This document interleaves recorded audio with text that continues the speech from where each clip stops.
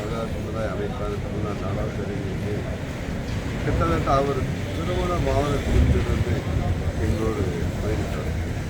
அவருக்கு பயணித்தவர் என்றாலும் கூட ஏதோ நாடு சமுதாயம் பத்து மட்டுமல்ல, அவருக்கு நண்பர்கள் வட்டம் மிகப்பெரிய வட்டம்.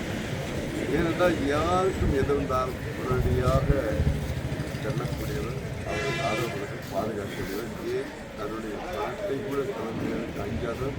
அதன் மூலமாக இந்த கிட்டத்தட்ட 14 இறந்தார்கள். நான் வந்து மிகப்பெரிய கூட்டம் வந்து நானே ஆச்சரியப்படுகிறேன். அது வந்து நட்பு வட்டம் என்பதை விட மக்களோடு மக்களுக்காகவே பல செய்த காரணங்கள் அவருடைய நேரத்தோடு கலந்து காரணங்கள்.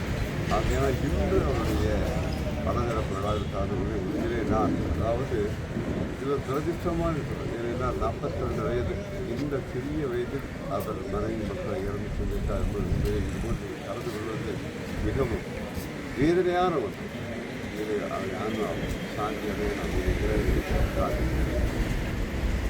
அதாவது 2026 தேர்தல் வந்து ஒரு தேர்தல் களம் அல்ல, ஜனநாயக போர் என்றும் ஊழல் சக்திக்கும் தீய சக்திக்கும் எதிராக மக்களோடு சேர்ந்து தமிழகத்தை மீட்டெடுப்போம் அப்படின்னு சொல்லிட்டு விஜய் சொல்லியிருக்காரு.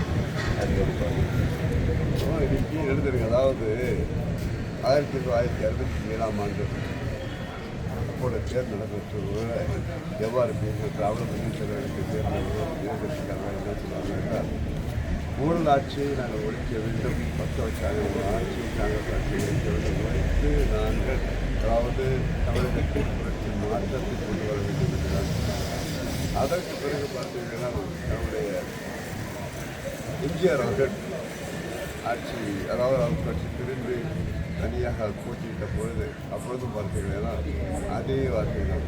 இப்படி ஒவ்வொரு முறையும் அதாவது நம்ம தேர்தல் மாறும் தேர்தல் களம் வந்தாலே ஊழலாட்சி ஒழிப்பது இதை எடுத்துக்கொள்ளும். கடந்த 1991 சட்டமன்ற தேர்தல் முன்பு என்னுடைய ஸ்டாலின் வந்து மிகப்பெரிய அதாவது இப்போ எலெக்ஷன் 2026 21ஆம் ஆண்டு சட்டமன்ற தேர்தல் இருக்க பொழுது அப்போது முதல்வர் எடப்பாடியார் இருந்தவர்கள் வேலைக்கு வேலை நம்முடைய ஸ்டாலின்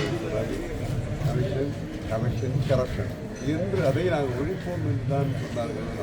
இது அரசியல்வாதிகளை பொறுத்தவரை எப்பொழுதுமே ஆளுங்கட்சி அவருக்கு குறை சொல்வது என்பது தொடர்கதையாகிறது. ஏன்னா எப்பொழுதும் வேறு கொண்டு ஆள்பவர்களை குறை சொல்பவர்கள் என்பது குறை சொல்பவர்கள் இது ஒன்று. ஆனால் இன்று விஜய் சொல்கிறார் என்பதை விட நம்முடைய பிரதமர் அவர்கள் சொல்வதை கவனிக்க வேண்டும்.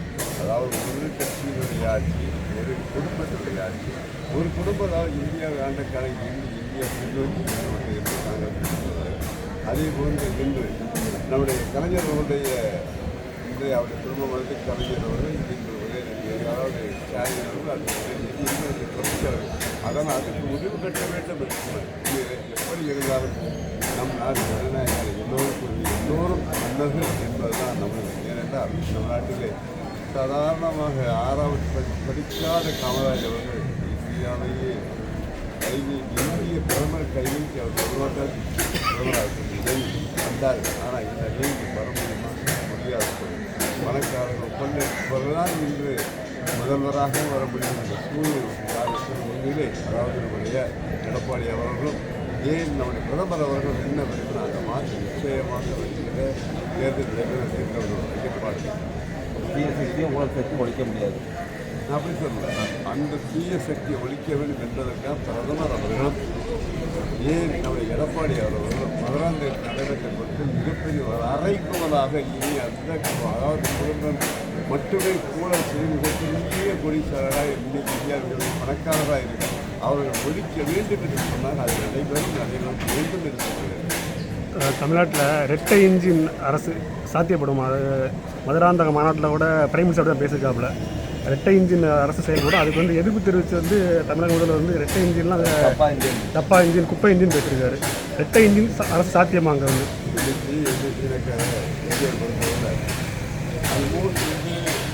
அவர்கள் பிரதமராக மிகப்பெரிய விஷயத்தை அறிவினார்.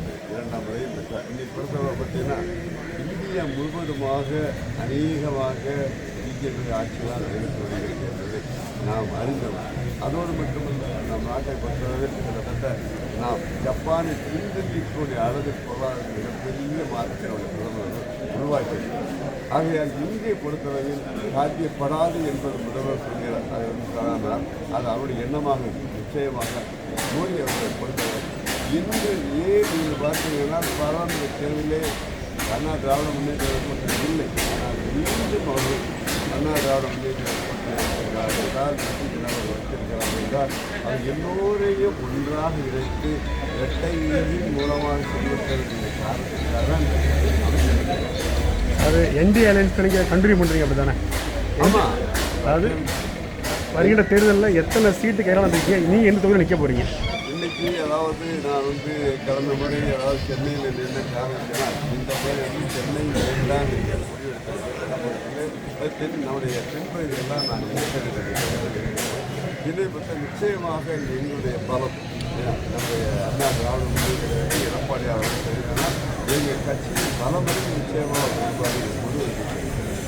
எத்தனை தொகுதியில் கேட்கலான்னு சொல்லிக்கிறீங்க? எங்களை பொறுத்தவரை கேட்கணும் எங்கிறாரு. ஏன்னா வெற்றி ஏதாவது கடந்து நாங்கள் வெற்றி தொடர்ச்சியாக வெற்றி அப்படி இழந்த காரணத்தால் இப்போ நாங்கள் இதை கொடுங்க அதை கொடுங்க கேட்கறது இல்லை. உள்ளே சொல்ல வேண்டியதில்லை. இருந்தாலும் நாங்கள் நிச்சயமாக அண்ணா திராவிட முன்னேற்ற கழகத்தில் நாங்கள் கூட்டணி என்று வைத்தது 2019ஆம் ஆண்டு. அப்பொழுது நீங்கள் நம்முடைய முன்னாளுக்கு வேலுமணி அவர்களும் தங்கமணி அவர்களும் நீங்கள் வந்திருக்க நிச்சயமாக சட்டமன்ற தேர்தல் 3 தொகுதி கண்டிப்பாக கொடுப்பேன் என்று சொன்னார்கள். அந்த வாக்குறுதியை நாங்கள் நிச்சயமாக அவர்களுக்கு நினைவு